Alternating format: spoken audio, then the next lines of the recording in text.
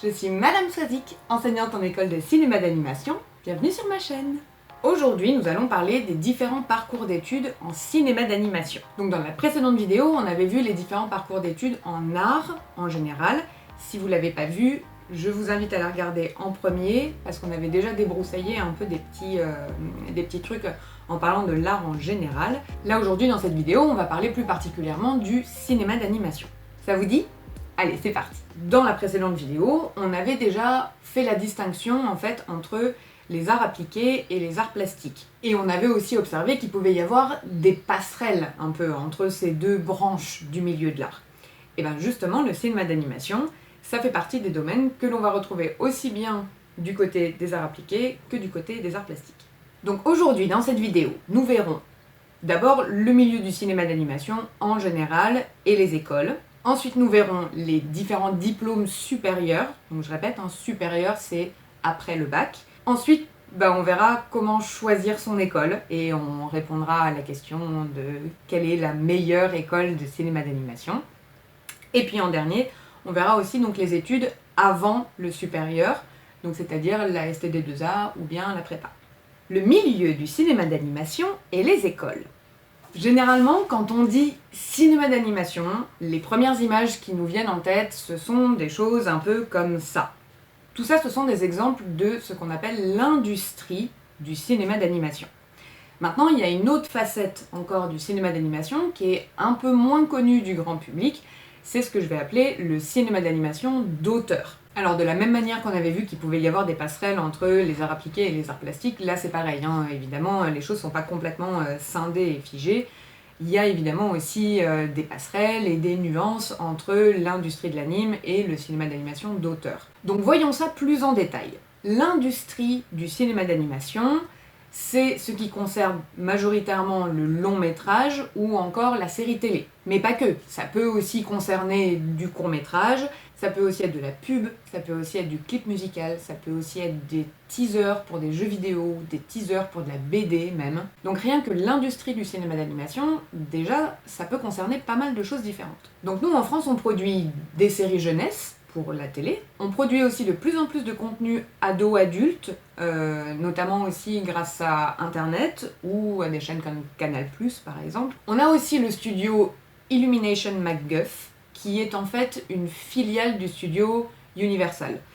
Donc Illumination MacGuff, c'est français, mais en fait ça bénéficie de budget américain. Ce sont les prods françaises qui ont le plus de budget. Et il faut savoir aussi que dès l'origine, les films sont tournés en anglais. Ce sont des comédiens américains qui font les voix originales. Et ensuite, quand le film arrive en France, il est du coup redoublé en français. Donc exactement la même chose que pour un film Pixar par exemple, alors même que le studio est français. Et puis, en France, on se démarque surtout par notre touche arty, un peu, c'est-à-dire ce côté auteur. Je vais parler du cinéma d'auteur dans un deuxième temps, mais déjà rien que là, dans l'industrie de l'animation, on peut déjà parler du cinéma d'auteur. On va reconnaître la patte de l'artiste dès qu'on voit un film. Vous noterez d'ailleurs au passage qu'en France, on a tendance à beaucoup plus citer le nom du réalisateur que celui du studio. Donc vous voyez déjà comment est-ce que ça marque ce côté identité graphique, identité de l'auteur. Et puis en dernier, si jamais vous ne trouvez pas chaussures à votre pied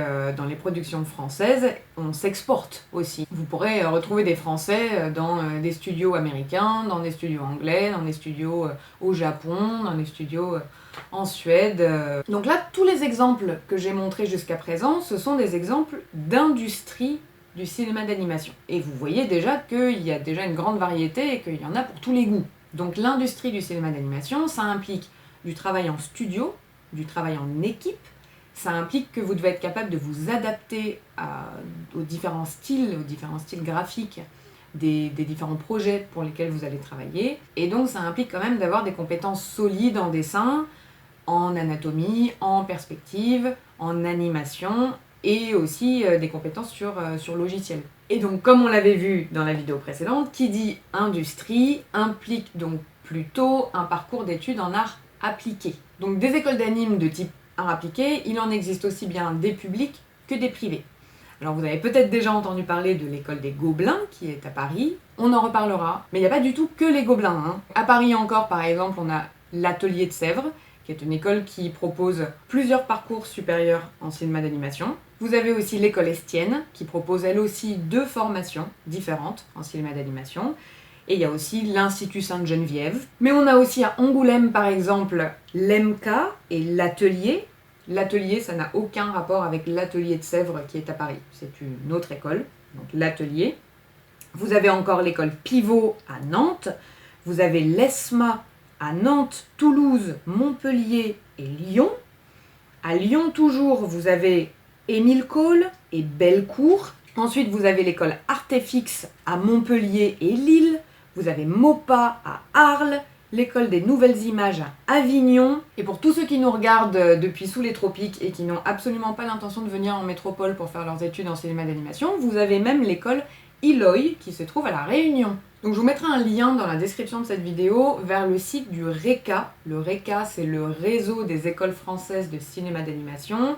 C'est une association qui sert un petit peu de label. Ce qui s'est passé, c'est que depuis ces dernières années, le cinéma d'animation ayant beaucoup gagné en popularité, il y a aussi beaucoup de nouvelles écoles de cinéma d'animation comme ça qui sont apparues un peu partout. Le RECA s'est créé et ça permet de donner une sorte de label de qualité, de certifier un petit peu comme ça certaines écoles parmi toute cette masse d'écoles. Donc quand vous allez sur le site du RECA, vous avez comme ça les liens en fait vers toutes les écoles qui ont été certifiées, labellisées RECA, et vous pouvez retrouver donc les sites internet de chacune de ces écoles. Voilà, donc ça, c'était tout ce qui concernait l'industrie du cinéma d'animation. Maintenant, comme on l'a vu, il y a donc une deuxième facette du cinéma d'animation qui est un peu moins connue du grand public, c'est donc le cinéma d'animation d'auteur. Alors pourquoi c'est moins connu du grand public ? Déjà parce que c'est pas diffusé du tout de la même façon. Souvent, le cinéma d'animation d'auteur, ça concerne principalement du court-métrage, et donc des courts-métrages qui sont diffusés en festival de cinéma d'animation, parfois aussi à la télé, mais à la télé ça va être sur des chaînes comme Arte ou Canal+, et généralement ça passe à 3h du mat'. Donc voilà, le mode de diffusion de ce type de court-métrage étant plus restreint, ça donne que c'est moins connu du grand public. Néanmoins, c'est une part très importante du cinéma d'animation français. Le cinéma d'animation d'auteur se caractérise aussi beaucoup par peut-être une plus grande liberté dans les techniques et les outils techniques. C'est-à-dire que vous pouvez avoir des films qui sont plus expérimentaux, voire parfois très expérimentaux, voire même complètement abstraits en fait. Et dans la mise en scène, c'est pareil, vous pouvez avoir aussi une narration, une forme de mise en scène qui n'est pas très linéaire, avec un début, un milieu, une fin, une histoire qui se termine, une morale. On peut s'émanciper plus de ce type de cadre dans le cinéma d'animation d'auteur. C'est un travail qui va surtout mettre en valeur l'expressivité d'un message et l'expressivité graphique, plus que du joli dessin et de la bonne animation. Je mets tout ça entre guillemets, parce que tout ça c'est des mots que j'aime pas trop, c'est très subjectif déjà, de dire ce qui est un bon dessin et ce qui est de la bonne animation, c'est assez subjectif. Mais voilà, c'est une façon de dire, faire la différence avec l'industrie de l'anime, où en effet, là il faut vraiment avoir des compétences techniques solides, comme on l'a vu. Dans le travail d'auteur, pas forcément. Ça veut pas non plus dire que c'est toujours du grand n'importe quoi, mais c'est pas forcé d'avoir cette technicité aussi pointue et aussi maîtrisée. En tout cas, pas de la même manière. On est plus en effet sur de la recherche, sur de l'expérimentation et de l'expressivité au service du message que l'on a envie de transmettre à travers son film. Donc là, évidemment, il va plus s'agir de développer une écriture personnelle plus que de s'adapter au style qui est celui de la prod sur lequel on travaille. Donc là, c'est un travail qui est souvent plus solitaire, ça peut être carrément solo ou en équipe plus réduite. Généralement, les auteurs commencent souvent par réaliser des courts-métrages qui vont être sélectionnés en festival de cinéma d'animation, voire même peut-être remporter un prix, être récompensé. Donc c'est comme ça qu'on peut éventuellement se faire remarquer, et ensuite avoir l'opportunité peut-être de travailler sur des projets plus ambitieux, comme du long-métrage par exemple, ou encore de développer des collabs, des collaborations pour travailler pour de la pub aussi encore une fois, ou bien pour du clip. peut-être même pour de l'événementiel. Je pense notamment à de la scénographie. Aujourd'hui, il y a de plus en plus de spectacles, de théâtre, de danse, d'autres domaines comme ça qui utilisent des projections vidéo, des outils numériques comme ça sur scène ou pour habiller des espaces. Ça peut même être des défilés de mode, des concerts, enfin voilà, tout ce genre de choses. Vous pouvez éventuellement être amené à travailler avec d'autres artistes comme ça si vous-même, votre identité graphique a tapé dans l'œil de quelqu'un et que c'est ça qui vient chercher chez vous, ça peut se développer comme ça. Donc vous voyez encore une fois comment est-ce que les choses elles peuvent s'entrecroiser et que c'est pas non plus complètement scindé entre industrie de l'anime et anime d'auteur. Donc là, si c'est ça qui vous intéresse, si c'est plus donc de développer ce travail d'auteur, de développer cette écriture personnelle, peut-être aussi plus de travailler en solo, si c'est ça qui vous intéresse, le top, ce serait de faire vos études à l'ENSAD. Donc on avait vu, l'ENSAD, c'est l'école des arts décoratifs de Paris, ou encore à la Poudrière, qui est une école à Valence. Alors vous allez me dire, ça fait peu de choix, ça fait 2 choix en fait. Oui, ça fait peu de choix et ça fait peu de place aussi surtout. Alors vous avez éventuellement aussi l'option de partir à l'étranger. Donc vous avez comme ça par exemple l'école Lacambre qui est à Bruxelles en Belgique et vous avez aussi le Royal College of Art qui est à Londres du coup en Angleterre. Là par contre je préviens, attention, c'est pas à la portée de tout le monde niveau budget parce que déjà la vie sur place à Londres c'est ahurissant et l'école en soi, le prix est ahurissant aussi, donc je vous préviens, c'est pas pour tout le monde. Mais si vous avez la chance de pouvoir avoir ce choix-là, regardez le Royal College of Art, c'est une super bonne école. Je vous mettrai aussi les liens vers ces écoles en description de cette vidéo en dessous. Bon alors super, d'accord, ok, on avait aussi 2 écoles à l'étranger, mais ça fait quand même pas beaucoup, ça fait quand même vachement moins que du côté des arts appliqués et de l'industrie de l'anime. Oui, en effet, ça fait beaucoup moins. Alors maintenant, tous les auteurs et tous les réalisateurs français ne sont pas non plus sortis de l'ENSAD ou de la Poudrière. Donc si vous réussissez pas à intégrer les arts déco ou bien la Poudrière, c'est pas grave, votre vie d'auteur elle est pas terminée. Il suffit juste en fait de faire ses études dans une école plus de type art appliqué et puis après de tourner les choses un peu à sa sauce, de tourner les choses un peu à son avantage. Faut pas hésiter à s'approprier les exercices, faut pas hésiter à expérimenter par soi-même aussi. Et donc comme ça, de fil en aiguille, vous arriverez à retrouver le chemin plus auteur que vous cherchiez. Donc là, on vient de faire la distinction entre l'industrie de l'anime et l'animation d'auteur. Maintenant, il n'y a pas un parcours meilleur qu'un autre. Il n'y a pas de hiérarchie entre les deux. Tous les deux sont tout aussi intéressants et tous les deux font autant partie de la culture et de l'art en France. Le duo art plastique et art appliqué, c'est le même que culture et culture pop. C'est-à-dire que donc, la culture, ce qu'on appelle la culture avec un grand C, qui concerne en effet plus les beaux-arts et le travail plastique, c'est tout aussi important que la culture pop, la culture populaire, qui touche plus en effet à la pub, à l'affiche, aux jeux vidéo, aux séries. Tout ça, c'est ce qu'on appelle la culture pop. Quand je dis populaire, ça n'a absolument rien de péjoratif, ça n'a absolument rien de négatif. C'est juste comme ça qu'on appelle cette part-là de la culture, c'est la culture populaire, mais ça n'a absolument rien de péjoratif et il n'y a aucune hiérarchie entre la culture et la culture pop. Les deux sont tout aussi importants, intéressants, les deux ont un rôle à jouer dans la culture d'un pays. Ça, c'est uniquement une question de goût. Vous, pourquoi est-ce que vous avez envie de travailler? Est-ce que vous avez en effet envie de travailler dans ce côté culture pop, ou est-ce que vous avez plutôt envie de travailler dans ce côté développement d'artistes, développement d'une ligne d'artistes? Mais il n'y en a pas un meilleur que l'autre, ça c'est uniquement à vous de faire votre choix. Et dans tous les cas, moi je pense que c'est important de connaître les deux. Tout ça, ça fait quand même partie du cinéma d'animation. Et à partir du moment où vous dites passionné de cinéma d'animation, vous pouvez pas comme ça vous enfermer dans une bulle et ne pas regarder ce qu'il y a autour de vous. Donc c'est important de toute façon de se nourrir un peu de tout et d'aller voir de tous les côtés ce qui se fait. On avait déjà parlé dans une précédente vidéo du site Katsuka, où je vous avais montré qu'il y avait déjà une quantité incroyable de films, courts-métrages, pubs à regarder.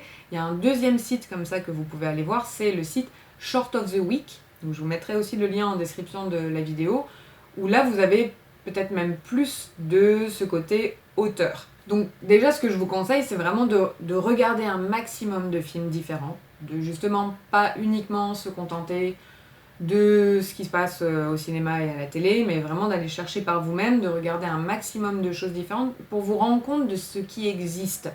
Souvent, quand on commence ses études, on a un objectif en fonction de ce qu'on connaît, évidemment. On ne peut pas imaginer faire ce qu'on ne connaît pas. Donc je pense que c'est important de savoir ce qui existe et de voir un maximum de choses. Ça permet mieux d'identifier ce qu'on a envie de faire.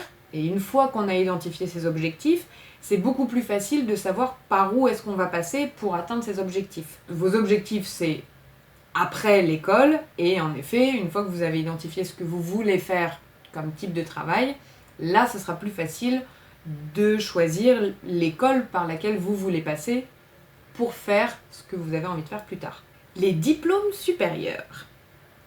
Donc là, pour l'instant, je parle uniquement des cycles supérieurs, donc après le bac. Alors, je vous ai de nouveau préparé un petit tableau récapitulatif un peu des différents diplômes. On va distinguer les écoles d'animation supérieure publiques, qui sont plutôt des écoles de type art appliqué et donc industrie de l'animation. Les écoles de cinéma d'animation privées, ce sont les plus nombreuses. Là aussi, souvent plus art appliqué et donc dirigé vers l'industrie de l'animation. Et puis en troisième, on va mettre les arts déco.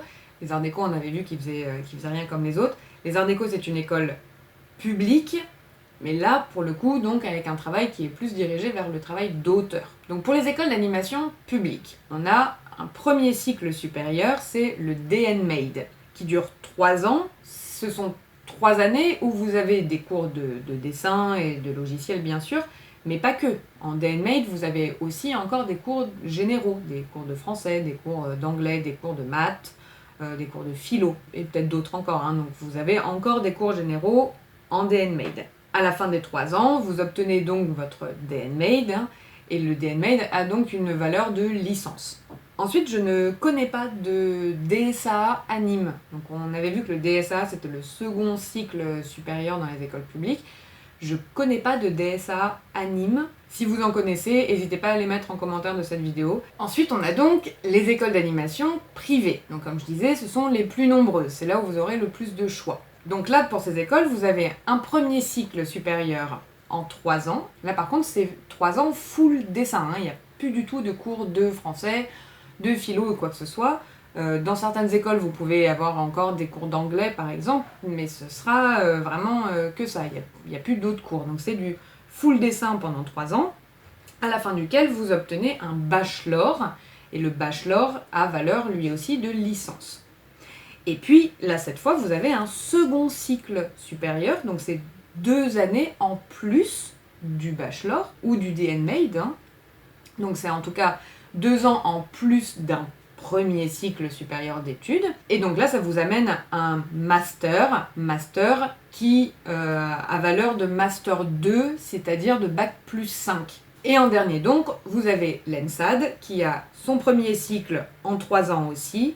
Là, c'est full dessin, il n'y a pas non plus de cours de bio et de maths. Donc 3 ans full dessin, 3 ans donc à l'issue desquels vous avez un DNA qui a donc valeur de licence. Et puis là aussi, vous avez un second cycle supérieur, de la même manière 2 ans en plus du premier cycle, à la fin duquel vous obtenez un DNSEP qui a donc valeur de Master 2, c'est-à-dire Bac plus 5. Maintenant, attention, on l'a déjà dit, les arts déco ne font rien comme les autres. Officiellement, administrativement parlant, vous avez en effet donc ces 2 cycles, 3 ans plus 2 ans. Maintenant, traditionnellement, aux arts déco, en fait, la première année, elle sert de tronc commun. C'est-à-dire que c'est une première année où vous ne choisissez pas de domaine précis, vous ne choisissez pas de section précise, c'est ce qu'on appelle une année de tronc commun. La deuxième année, vous choisissez votre section. En fin de 4e année, vous devez présenter un mémoire et en fin de 5e année, vous présentez votre grand projet. C'est comme ça qu'ils le disent, le grand projet. Donc administrativement, on est sur du 3 plus 2 ans, mais en fait dans les faits, on est plutôt sur du 1 plus 3 plus 1. C'est plutôt comme ça que vont se répartir vos années d'études aux arts déco en fait. Maintenant qu'on a vu les diplômes et les différents intitulés de diplômes, Je tiens à bien vous dire que tout le monde se fiche complètement de l'intitulé de votre diplôme dans le milieu du cinéma d'animation. C'est-à-dire que les studios, les producteurs auxquels vous allez vous adresser pour travailler, n'en ont absolument rien à faire de savoir si vous avez un DNMAID, un DNSEP, un master, un bachelor, ils en ont strictement rien à faire. C'est exactement la même chose aussi pour les questions de diplôme reconnu par l'État ou non. Je vois beaucoup de mes étudiants qui s'inquiètent beaucoup de ça quand ils intègrent une école, mais ils savent que le diplôme de la fin n'est pas reconnu par l'État, et donc ça les inquiète beaucoup. Ça inquiète aussi beaucoup les parents, souvent la plupart du temps. Vraiment, sachez que tout le monde s'en fiche. Le seul critère important pour vous, pour travailler après dans le milieu de l'animation, ça va être votre travail, c'est-à-dire votre book, votre bande démo.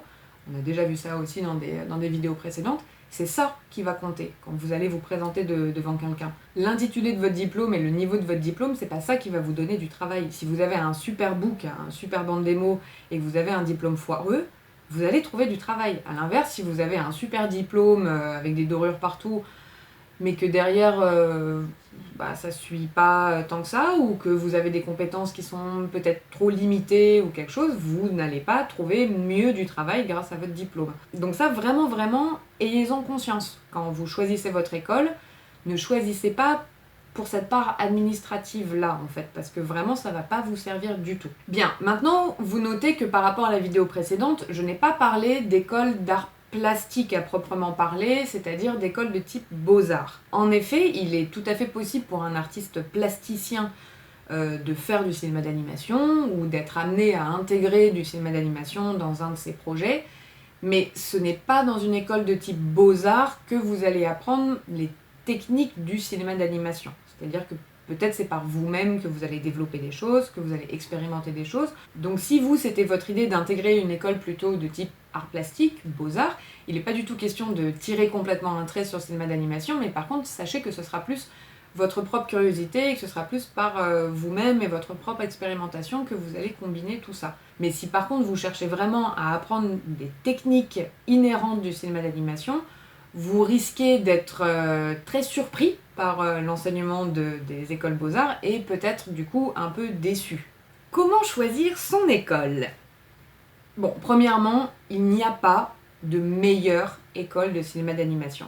Ça n'existe pas. Toutes les écoles que j'ai citées dans cette vidéo sont des écoles valables, sont des écoles où vous allez apprendre beaucoup. Ce qu'il faut comprendre, c'est que pour toutes ces écoles, vous allez apprendre beaucoup dans ces écoles, mais pour toutes ces écoles, vous devez aussi développer d'autres compétences par vous-même en parallèle des cours de l'école. On l'a vu au début de la vidéo, la production de cinéma d'animation, c'est tellement énorme et c'est tellement varié qu'on ne peut pas tout apprendre en 3 ans ou voire même en 5 ans. On ne peut pas tout vous enseigner et vous ne pouvez pas tout apprendre non plus, ça fait beaucoup trop de choses. Donc s'il y a autant d'écoles différentes, c'est parce que les écoles, elles ont aussi leur spécialité en fait. Il y a des écoles plus 2D, il y a des écoles plus 3D, il y a des écoles qui sont même effets spéciaux, il y a des écoles qui sont plus en effet dans l'expérimentation graphique. Et donc vous verrez que vos années d'études, elles seront déjà bien denses, bien riches de beaucoup de choses, mais il faudra quand même aussi vous attendre à compléter par vous-même en parallèle, parce qu'on ne pourra pas tout vous apprendre en 5 ans. Et donc encore une fois, je répète, votre travail, la qualité de votre travail, compte beaucoup plus que le nom de votre école.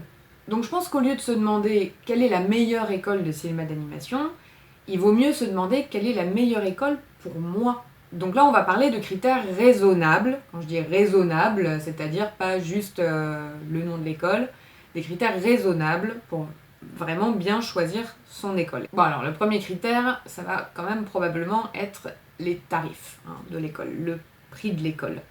On l'a vu, la majorité des écoles d'animation de type industrie de l'anime sont des écoles privées. Et comme on l'avait déjà dit dans la vidéo d'avant, école publique égale gratuit, école privée égale très payant. Donc attendez-vous quand même à des prix assez douloureux. Donc le prix de l'école, mais il y a aussi le coût de la vie sur place. C'est-à-dire que si vous n'êtes pas de Paris par exemple et que vous venez vous installer à Paris, il va aussi falloir payer votre loyer, faire ses courses, le prix de la pinte de bière. J'ajoute en plus que c'est quand même très compliqué de faire un petit job régulier en parallèle de vos études. Donc, je dis petit job régulier, c'est-à-dire vraiment, je sais pas, être serveur tous les week-ends dans un café. C'est pas vraiment envisageable. Vous aurez vraiment pas le temps de faire ce genre de choses. Alors, vous pouvez gagner éventuellement un peu de sous de temps en temps, mais vraiment, ça va être compliqué d'envisager de faire un petit job pour payer vos études.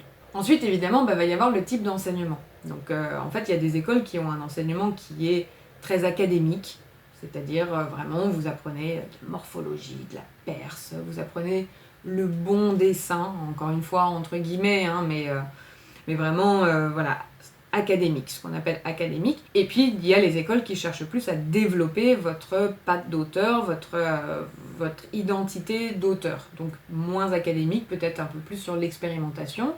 Ça, c'est notamment à voir aussi sur le type de matériel, par exemple.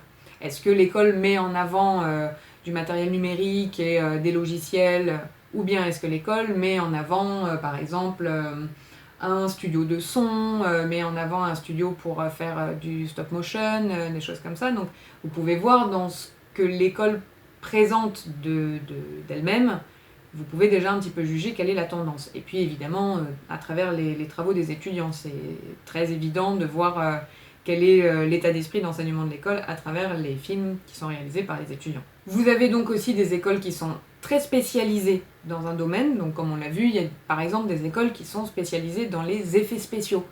Bon, les effets spéciaux, vous allez moins travailler par exemple l'animation de personnages. Voilà.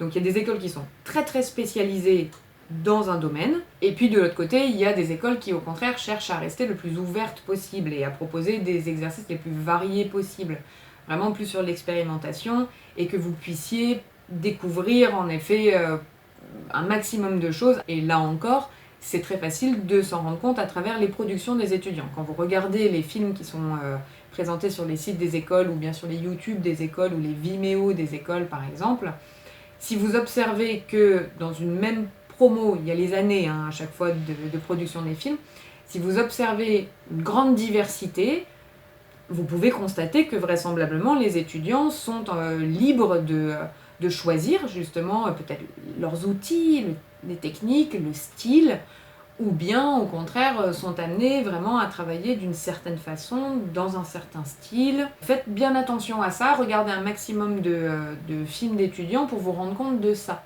Vous avez aussi des écoles qui mettent principalement en avant le travail d'équipe, et vous avez d'autres écoles qui au contraire mettre plus en avant un travail solitaire, un travail d'auteur. Donc là aussi, c'est à vous de savoir ce qui vous intéresse le plus. Ensuite, vous avez aussi l'état d'esprit de l'enseignement et de l'école, c'est-à-dire que vous avez des écoles qui sont très strictes, très scolaires, où il n'est pas toléré d'être en retard, il n'est pas toléré d'être absent, vous devez avoir une certaine moyenne pour pouvoir passer dans l'année supérieure. Ça, c'est ce que j'appelle les écoles qui sont scolaires et strictes. Et puis vous avez d'autres écoles qui sont beaucoup plus détendues. Les présences, les rendus d'exercice, tout ça, ça peut être un peu plus adapté, ça peut être un peu plus flexible. Donc ça, c'est très important. Je dirais que vraiment, l'état d'esprit, le général, les conditions dans lesquelles vous travaillez, c'est hyper important. Il y a des étudiants qui le savent eux-mêmes. S'ils ne sont pas dans une école qui est hyper stricte, ils font rien. Il y a des étudiants qui ne travaillent bien que dans un cadre très précis et vraiment strict. Il y en a d'autres, au contraire, que ça dégoûte complètement ou que ça panique complètement, qui n'ont pas envie d'être surveillés comme ça, qui ont envie qu'on les laisse un peu tranquilles pour faire les choses à leur rythme. Et ça, c'est vraiment très important parce que ça peut vraiment, vraiment influencer toutes vos années d'études en fait. Maintenant, le dernier truc que je dirais quand même, c'est faut pas non plus en faire une équation mathématique de tous ces critères. Je vois certains de mes étudiants qui sont mode nombre d'heures de cours d'anatomie multiplié par la distance entre moi et ma famille au carré divisé par le prix de l'école égale... Ça marche pas comme ça non plus. C'est aussi beaucoup du feeling. Comme je dis, ces années d'études, elles vont être intenses. Et elles peuvent être longues, hein, 5 ans quand même, c'est relativement long. Et c'est d'autant plus long si on n'est pas bien là où on est. Donc l'idée c'est vraiment aussi que vous alliez voir, encore une fois sur les sites des écoles, que vous alliez voir des images peut-être de l'établissement. Je redis encore une fois que le mieux c'est de participer aux journées portes ouvertes des écoles. Allez dans les établissements, rendez-vous compte à quoi ressemblent les salles de classe, quel est le matériel qu'il y a là. Rendez-vous compte de ça et il faut que vous vous sentiez bien et il faut que vous ayez envie. Le plus important finalement, c'est que tous les matins, vous ayez envie de vous lever pour aller à l'école et d'aller bosser. C'est ça qui est le plus important. Donc c'est vraiment à vous de sentir quelle école vous met des étoiles dans les yeux, quelle école vous met un petit feu dans le ventre, et il faut savoir écouter ça sans non plus trop théoriser et mathématiser voilà, le problème. Et puis, dans tous les cas, je dirais aussi qu'il y a toujours une part de hasard quand même qui va se faire. La part de hasard, c'est les autres personnes qui vont être admises en même temps que vous, les autres gens de votre classe. Ça, les dynamiques de classe, c'est pas quelque chose que l'on peut prévoir. Vous pouvez pas savoir avec qui vous serez, et vous pouvez pas prévoir de l'ambiance qu'il va y avoir. Et donc ça peut complètement changer votre expérience au sein de l'école. Et dans tous les cas, je dirais même qu'au sein d'une même classe, les différents étudiants n'auront peut-être pas la même expérience de l'école. Parce qu'ils n'ont pas vécu les rapports avec les autres de la même façon, Et donc, c'est vrai que vous aurez beau avoir tout calculé au mieux, essayer d'avoir tout prévu au mieux, et il restera quand même toujours une inconnue dans l'équation, c'est la dynamique de classe. Et donc, malgré tout, les choses peuvent ne pas se passer comme prévu. Peut-être en moins bien, peut-être en mieux aussi. Peut-être que vous pourrez avoir de très bonnes surprises. Bon, donc on a vu les critères un petit peu sur lesquels on pouvait se baser pour choisir l'école qui pourrait le mieux nous aller. Maintenant, avoir des écoles favorites, c'est bien, mais je vous conseille quand même d'avoir des plans B aussi, hein, parce que parfois les écoles favorites, on les a pas, hein, on réussit pas l'entrée dans les écoles qu'on avait visées. Donc c'est toujours bien aussi quand même de passer d'autres concours et d'avoir des écoles plan B. Et donc dans le cas où éventuellement vous n'auriez pas réussi l'entrée dans vos écoles favorites, honnêtement, je pense que c'est important de garder quand même l'esprit ouvert et de savoir aussi de temps en temps se laisser porter par les opportunités. Et je pense notamment aux étudiants qui sont en prépa, on va reparler plus tard de la prépa, mais je pense notamment aux étudiants qui sont en prépa et qui n'ont pas réussi l'entrée dans l'école qu'ils souhaitaient et qui du coup recommencent des années de prépa jusqu'à réussir le concours dans l'école qu'ils veulent. Personnellement, je trouve ça dommage en fait. Je trouve ça un peu dommage. Il y a d'autres opportunités, c'est-à-dire que c'est souvent des étudiants qui ont été acceptés dans des tas d'autres écoles. Mais ils s'en fichent complètement, se mettent des œillères et non, c'est celle-là et pas une autre. Spoiler, généralement, c'est ceux qui veulent absolument rentrer au Gobelin et qui regardent absolument pas ce qui se passe ailleurs. Ça, franchement, c'est dommage. Si vous avez l'occasion, l'opportunité d'intégrer une autre école, moi je vous conseille quand même de faire ça. Ce sera toujours plus stimulant de passer à autre chose que de continuer comme ça éternellement des années de prépa où finalement vous faites la même chose, évidemment, c'est toujours la même année de prépa. Alors que quand vous passez en cycle supérieur, il y a des choses nouvelles qui se passent, il y a des rencontres nouvelles aussi qui se passent. Voilà, c'est subjectif, c'est un conseil complètement personnel, mais je vous invite en effet à savoir prendre les occasions quand elles se présentent à vous et tester des trucs. Encore une fois, de toute façon, rien n'est figé dans le marbre et c'est pas parce que tout d'un coup vous prenez un bout de chemin qui n'était pas prévu que vous vous éloignez complètement de vos objectifs et il y aura toujours moyen de revenir à ce que vous aviez en tête. Le truc justement, c'est ça, c'est que vos objectifs, ils se limitent pas à l'école que vous allez intégrer. C'est pas ça vos objectifs. Vos objectifs, ils sont derrière, ils sont après. Qu'est-ce que je veux être comme animateur, réalisateur, comme artiste du cinéma d'animation? C'est ça vos objectifs. C'est pas juste moi je veux rentrer dans telle école.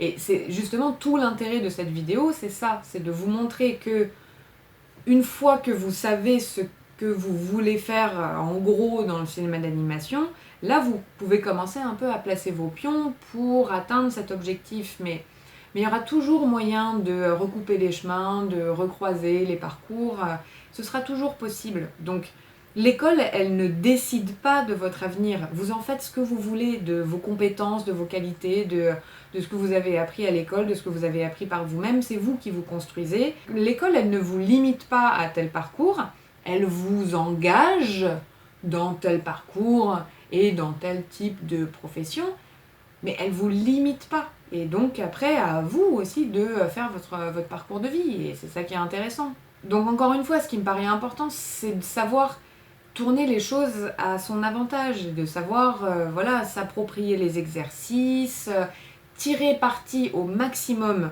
de ce que l'école peut vous apporter, et y ajouter votre curiosité personnelle qui va vous emmener à vous intéresser à tel truc ou à tel autre qui ne sont pas enseignés dans l'école. Et puis surtout, en dernier, votre apprentissage, vous allez beaucoup le compléter à travers les stages et vos expériences professionnelles, n'importe quelle expérience professionnelle que vous allez avoir. Donc même quand on est diplômé, qu'on est sorti d'école, on est très loin d'avoir fini son apprentissage en animation.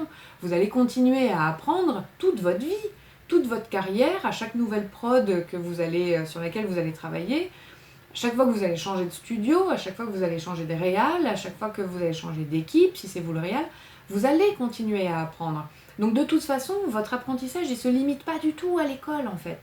Donc ça aussi, gardez-le vraiment en tête. L'école, c'est pas une fin en soi, c'est que le début. Au contraire, c'est le petit tremplin qui vous amène à ailleurs. Donc c'est vraiment pas une catastrophe si vous n'avez pas réussi tel concours.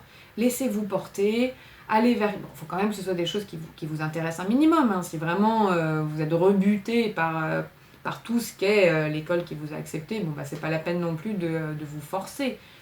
Mais si vous avez l'occasion, et s'il y a le moins de petits intérêt quand même pour quelque chose dans cette école, allez-y. Les études avant les études supérieures, STD2A versus prépa. Alors, je vais pas non plus trop m'attarder parce qu'on avait aussi déjà parlé de tout ça dans la vidéo précédente. Donc, on a en effet le STD2A. STD2A, c'est un lycée STD2A qui vous amène à un bac STD2A. Donc c'est un lycée comme n'importe quel lycée qui se fait en 3 ans. Et là aussi, bien évidemment, vous allez avoir des cours artistiques et des cours de dessin, mais pas que. Vous allez bien sûr aussi avoir des cours de français, des cours de maths, des cours de bio, des cours de philo. Il y a quand même un bac à passer à la fin. Donc vous aurez des épreuves d'art, mais vous avez aussi des épreuves générales.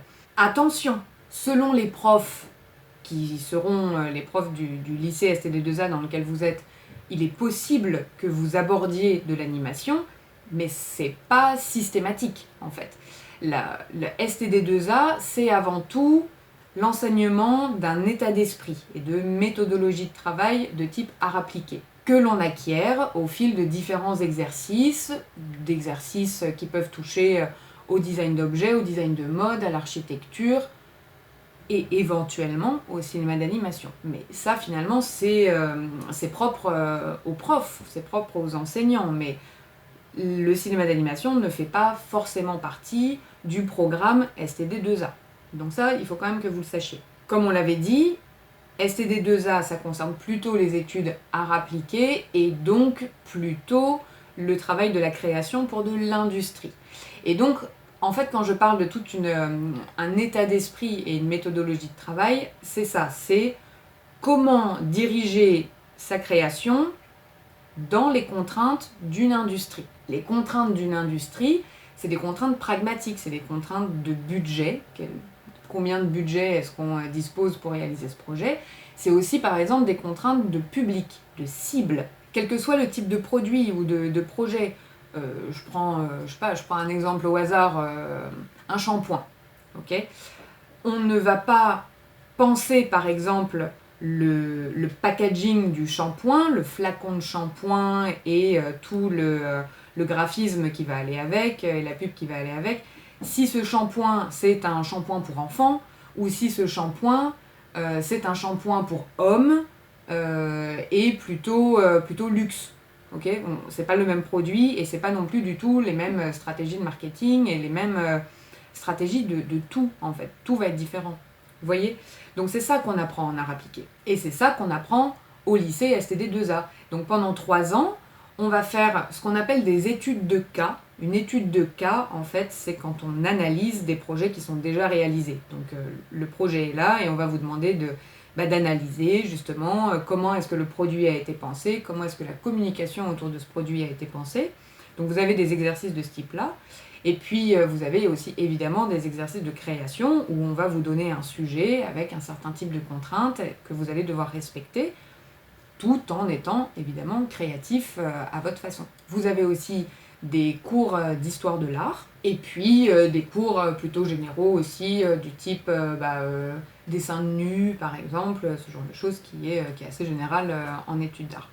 Donc le lycée STD2A, finalement ça vous donne 3 ans pour acquérir ces types de réflexes professionnels en fait, cette façon d'aborder un projet, par où est-ce que je commence, comment est-ce que le projet évolue, et aussi, tout simplement, pour pratiquer le dessin, pour vous-même expérimenter le dessin, vous nourrir de tas de références, développer peut-être une forme de style personnel. Vous inquiétez pas, on pourrait reparler des styles aussi si vous avez des questions par rapport au style, mais c'est pas vraiment ce qu'on attend de vous, en tout cas certainement pas en STD2A. On n'attend pas, quand vous prétendez à rentrer dans un lycée STD2A, on n'attend vraiment pas de vous que vous ayez un style à vous. C'est pas ce qui est demandé en fait. On attend surtout de vous que vous soyez curieux et intéressé par les sujets. Bon, si vous avez des questions sur les styles, on pourra éventuellement refaire une vidéo là-dessus. Donc voilà, ça fait 3 ans pour bien mettre en place tout ça, et c'est pas trop long du tout.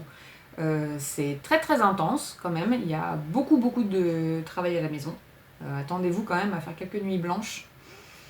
Souvent, il faut être très investi et très motivé. Et donc ensuite on a la prépa. La prépa, ça on avait vu que c'est après un bac. Donc si vous n'avez pas de bac STD2A, que vous avez un bac général, voire même si vous avez déjà commencé en fait un début d'études dans un domaine non artistique, tel en effet que la biologie par exemple, ou le droit, là si vous voulez réussir les concours d'école, vous allez devoir passer par une prépa qui va vous préparer à ces concours d'école de cinéma d'animation.